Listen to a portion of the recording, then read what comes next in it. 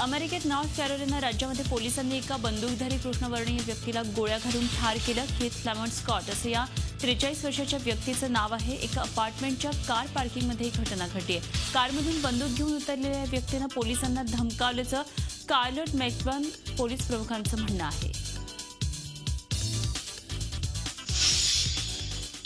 या घटनेमुळे कार्लेट शहरामध्ये संतापाची लाट उसळली आहे। पोलीस जाणून बुजून कृष्णवर्षीय व्यक्तींना ठार मारत असल्याचा आरोप करत नागरिकांनी मोर्चा काढला आणि महामार्ग रोखून धरला। यावेळी जमावाची पोलिसांशी झटापट झाली। यामध्ये डझनभर पोलीस अधिकारी आणि अनेक आंदोलक किरकोळ जखमी झाले।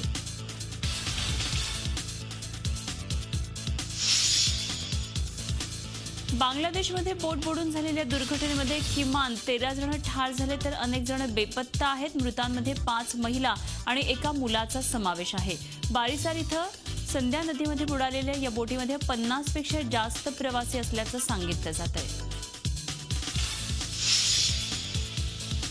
इंडोनेशियाच्या जावा प्रदेशामध्ये ढगफुटीमुळे आलेल्या पुरात किमान 20 जणांचा बळी गेलाय। चिमानुक नदीच्या परिसरामध्ये असलेल्या 5-6 जिल्ह्यांना या पुराचा फटका बसल्याची प्राथमिक माहिती मिळते। अमेरिकेच्या 2 सुपरसॉनिक बॉम्बर्सनी दक्षिण कोरियाच्या आकाशात आज घिरट्या घातल्या।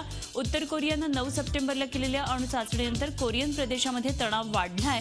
उत्तर कोरियाला इशारा देण्यासाठीच हे उड्डाण भरवण्यात आल्याचं स्पष्ट आहे।